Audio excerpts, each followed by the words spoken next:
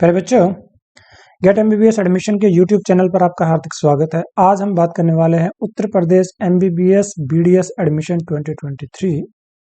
सबसे पहले हम बात करेंगे कितने नंबर ऑफ कॉलेजेस हैं, इसमें कितने गवर्नमेंट मेडिकल कॉलेज हैं, कितने सेंट्रल यूनिवर्सिटीज हैं, कितने एम्स है और कितने डीम्ड मेडिकल कॉलेज हैं उत्तर प्रदेश में। यहाँ ये nmc.org.in की ऑफिशियल वेबसाइट से आप चेक कर सकते हैं। जो टोटल नंबर ऑफ कॉलेजेस हैं यूपी में दे आर 67।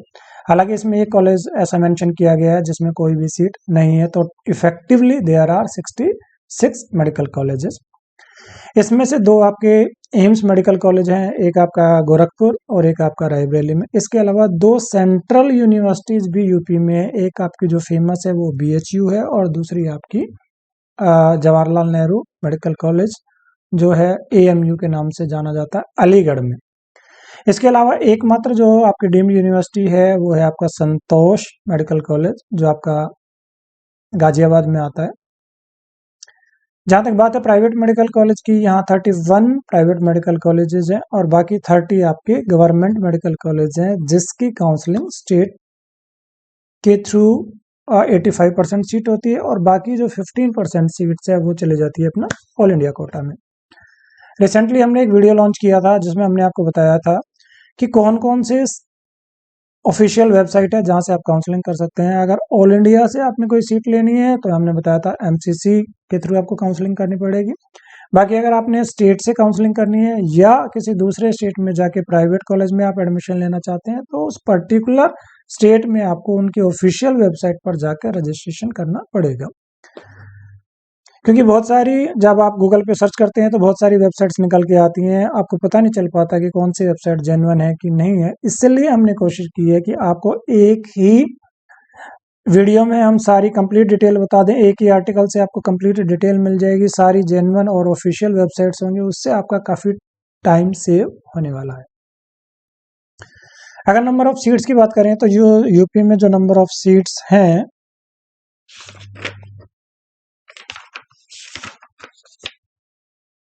अगर हम बात करें प्राइवेट मेडिकल कॉलेज में दे आर 4900, ये आपकी प्राइवेट कॉलेजेस।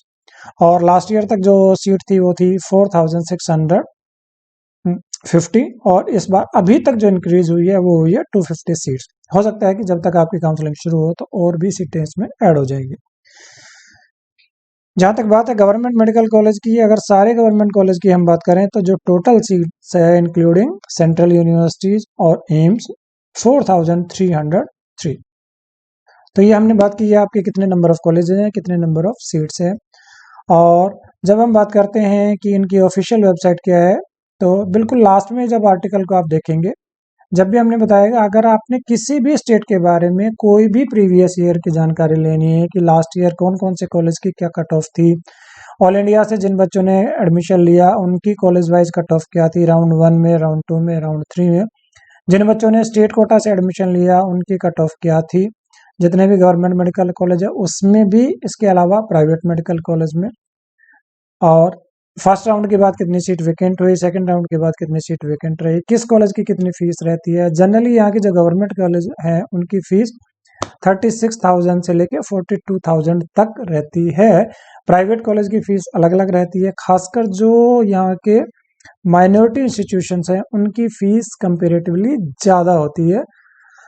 और एक कॉलेज है सुभारती मेडिकल कॉलेज, वो भी कोशिश कर रहे हैं कि उनकी जो कैटेगरी है वो चेंज होके माइनॉरिटी में आ जाए। अगर वो माइनॉरिटी में आ जाता है तो हो सकता है कि उसकी फीस बढ़ जाए। तो काउंसलिंग में जाने से पहले आपने फीस को अच्छे से चेक कर लेना है और जो भी कॉलेजेस हैं उनके बारे में अच्छे से इंफॉर्मेशन ले लेनी है। देखिए मैं आपको बताता हूँ, एडमिशन लेना कोई मुश्किल काम नहीं है।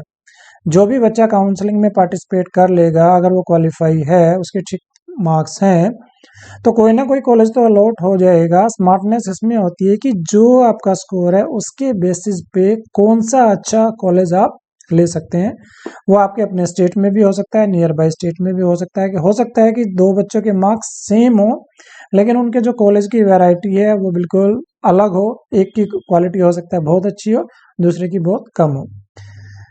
बहुत सारे स्टेट ऐसे होते हैं, यूपी में भी बहुत सारे ऐसे कॉलेज हैं। मैं किसी पर्टिकुलरली किसी कॉलेज का नाम नहीं लूंगा, लेकिन जब आप यहाँ से कट ऑफ देखेंगे तो आपको आइडिया हो जाएगा कि जहाँ सिर्फ क्वालिफाइंग मार्क्स वाले बच्चे ही बहुत सारे अगर किसी भी बैच में होंगे तो मेरे को नहीं लगता है कि उस कॉलेज में आपको बहुत अच्छा एक माहौल मिल पाएगा।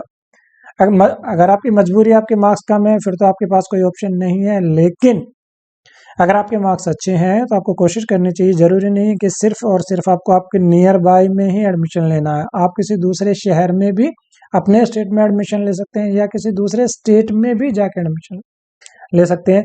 इसके अलावा यूजी के साथ साथ आपको पीजी को भी माइंड में रख के काउंसलिंग करनी चाहिए कि क्या कोई कॉलेज चेंज करने से, स्टेट चेंज करने से मेरे को पीजी में भी उसका बेनिफिट मिल सकता है क्या। तो उन चीज़ों को दिमाग में रखते हुए ही आपने काउंसलिंग करनी है।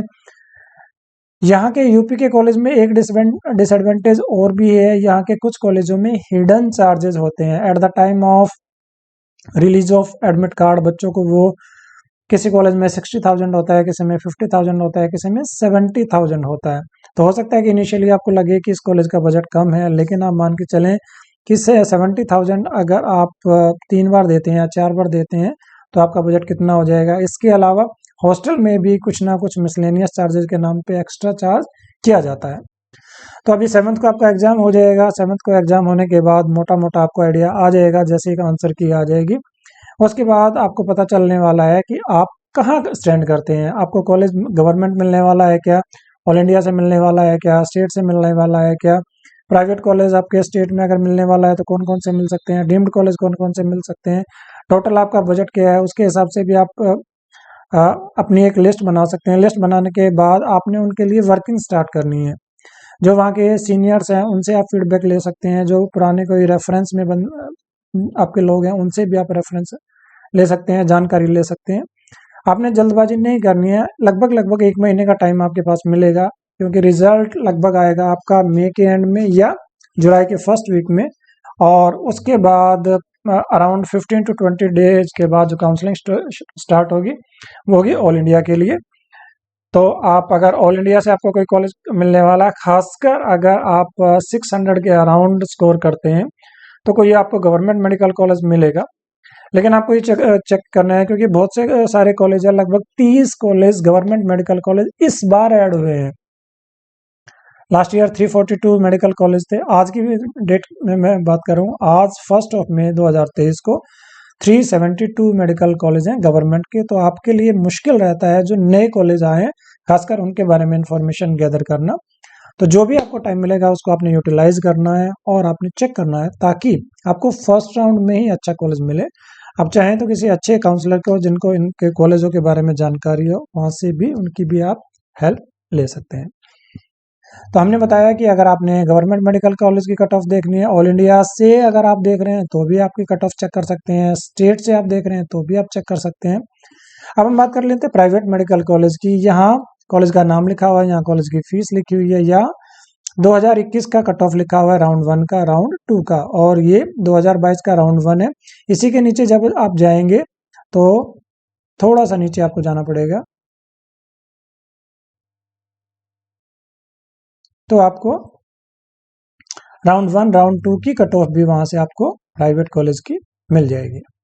जैसे ये प्राइवेट कॉलेज की राउंड 1 और राउंड 2 की कट ऑफ है।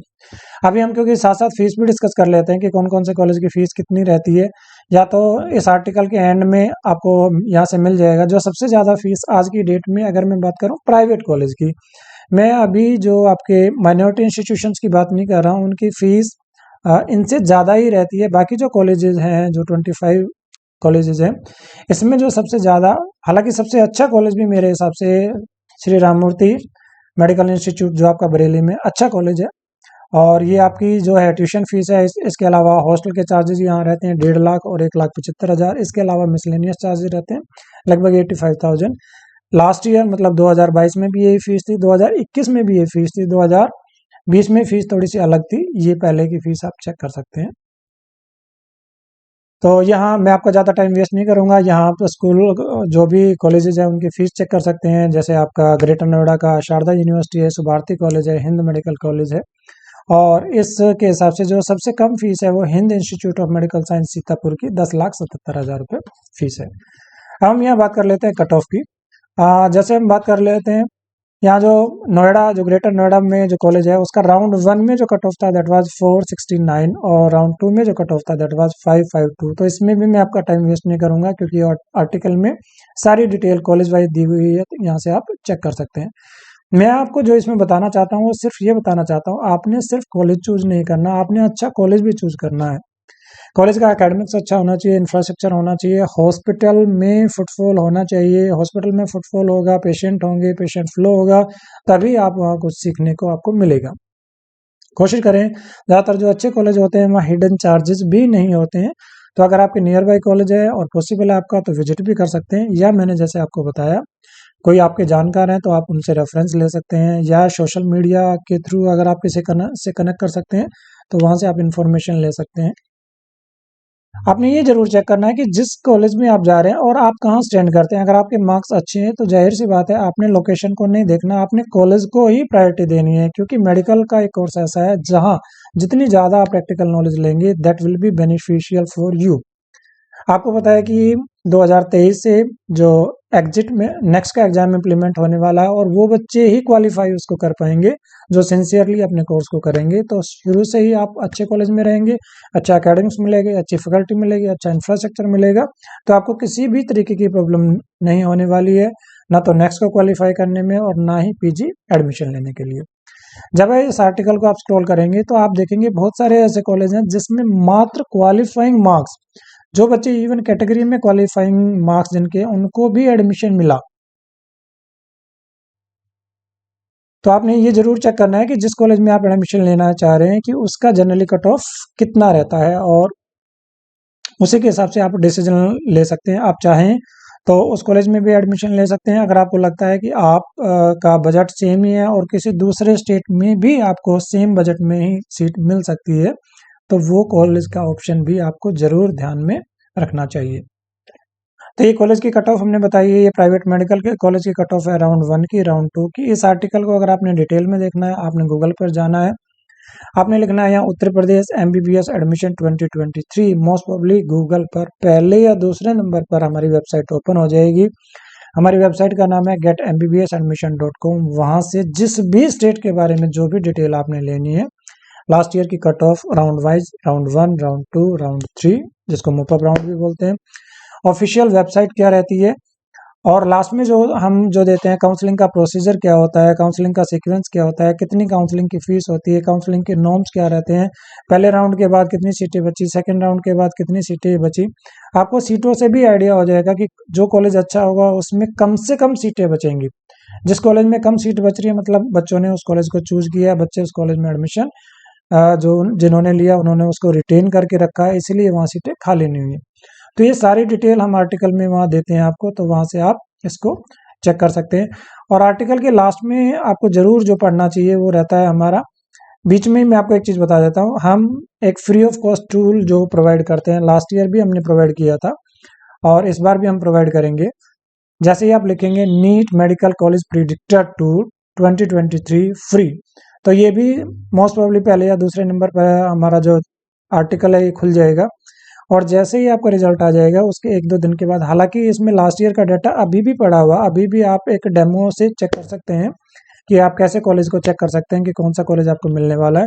लेकिन क्योंकि बहुत से अरे कॉलेज अभी ऐड होने वाले हैं या हो चुके हैं, उनको भी हमने इस लिस्ट में ऐड करना है, तो it will take some time. हम कोशिश करेंगे रिजल्ट आने सॉरी एग्जाम होने के बाद, नीट का एग्जाम होने के 1-2 दिन के बाद ही हम इसको अपडेट करके और आपके लिए लॉन्च कर देंगे, ताकि आप free of cost without wasting your time आप अच्छे से चेक करें कि ऑल इंडिया से अगर कोई कॉलेज मिलने वाला है तो आपको कौन सा कॉलेज मिलेगा, स्टेट से कौन सा कॉलेज मिलेगा, प्राइवेट कॉलेज मिलेगा, डीम्ड कॉलेज मिलेगा, उसका बजट कितना रहेगा, ये सारी डिटेल आप वहाँ से चेक कर पाएंगे। तो हम बात कर रहे थे कि लास्ट में हमारा जो होता है फ्रीक्वेंटली आस्क्ड क्वेश्चन, इसको आपको जरूर पढ़ लेना चाहिए। इससे लगभग लगभग जितने भी आपके डाउट्स हैं वो क्लियर हो जाएंगे। ऑफिशियल वेबसाइट क्या रहती है, कैसे आप रजिस्ट्रेशन कर सकते हैं, यहाँ मैनेजमेंट की और एनआरआई कोटा की सीट होती है क्या। मैं आपको बताता हूँ यूपी में ना तो कोई एनआरआई की सीट होती है ना ही कोई मैनेजमेंट की सीट होती है, और यहाँ के जो इवन प्राइवेट मेडिकल कॉलेज है उसमें भी यहाँ के बच्चों के लिए किसी भी तरीके का रिजर्वेशन नहीं है। सारी सीटें सभी बच्चों के लिए थ्रू आउट इंडिया ओपन है। कोई भी किसी भी स्टेट का बच्चा जिसके मार्क्स ज़्यादा होंगे उसको प्रायोरिटी मिलेगी एडमिशन में। लेकिन अगर आपका स्कोर कम है और फिर भी आप किसी गवर्नमेंट मेडिकल कॉलेज में एडमिशन लेना चाहते हैं तो आपको नॉर्थ इंडिया में ही कई सारे स्टेट में ऑप्शन अवेलेबल हो सकते हैं थ्रू एनआरआई कोटा। उसमें राजस्थान हो सकता है, उसमें हरियाणा, उसमें पंजाब, उसमें चंडीगढ़, हिमाचल, कई सारे ऑप्शन हो सकते हैं। लेकिन उसके लिए कंडीशन क्या होती है कि आपका कोई ब्लड रिलेटिव अगर अब्रॉड में रहता है तो आप मिनिमम क्वालिफाइंग मार्क्स में भी गवर्नमेंट मेडिकल कॉलेज में आप पढ़ सकते हैं। यहाँ से एक मोटा मोटा आइडिया आप ले सकते हैं कि 600 के अराउंड आपके मार्क्स हैं तो आप उम्मीद कर सकते हैं कि आपको गवर्नमेंट कॉलेज मिल जाएगा यूपी में स्टेट काउंसलिंग के थ्रू। और इसी से एक थोड़ा सा आइडिया लगा सकते हैं कि ओपन में लगभग अगर 600 मार्क्स हैं तो ओबीसी कैटेगरी में 3-4 मार्क्स कम पे एडमिशन हो जाएगा। और एससी कैटेगरी के लिए आप मान के चल सकते हैं सेफ स्कोर आपका 450 हो सकता है। ईडब्ल्यूएस में लगभग लगभग 590, लास्ट ईयर 597 था जनरल कैटेगरी के लिए, तो उसमें 3-4 मार्क्स आप 595 तक भी आप उम्मीद कर सकते हैं। इसी तरीके से एसटी ओपन में आप उम्मीद कर सकते हैं कि आपका स्कोर अगर 250 के अराउंड है तो भी आप उम्मीद कर सकते हैं कि आपको सीट मिल जाएगी। तो इसी के साथ इस वीडियो को हम एंड करते हैं। हमने बताया किसी भी स्टेट के बारे में आपने इन्फॉर्मेशन लेनी है, आपने गूगल पर जाना है, उस स्टेट का नाम एमबीबीएस एडमिशन 2023 आप लिखेंगे तो कंप्लीट डिटेल, लास्ट ईयर की कट ऑफ, कॉलेज की फीस, कितनी कितनी सीट उसमें वैकेंट रहती है, काउंसलिंग का प्रोसेस क्या होता है, काउंसलिंग में कितनी फीस रहती है और वहाँ के काउंसलिंग के नॉर्म्स क्या होते हैं जो सबसे ज़्यादा इंपॉर्टेंट है। कई स्टूडेंट्स को लगता है कि सारे स्टेट ओपन होते हैं, ऐसा भी नहीं होता। कई स्टूडेंट को लगता है कि सारे कॉलेज में या सारे स्टेट्स में फ्री राउंड फ्री एग्जिट होता है, तो ऐसा भी नहीं होता। इन चीज़ों को ध्यान में रख के काउंसलिंग करेंगे, बेहतर आपको कॉलेज मिलेगा, किसी तरीके का फाइनेंशियल लॉस आपको नहीं होगा। मैं दोबारा कहता हूँ कि अगर आपको ऐसा लगता है कि आपको किसी की हेल्प की ज़रूरत है तो किसी काउंसलर की हेल्प भी आप ले सकते हैं। इसी के साथ इस वीडियो को हम यहाँ एंड करते हैं। 7 मई को जो आपका एग्जाम है उसके लिए आपको हार्दिक शुभकामनाएं हम देते हैं। Wish you all the best. Thank you so much for watching our videos.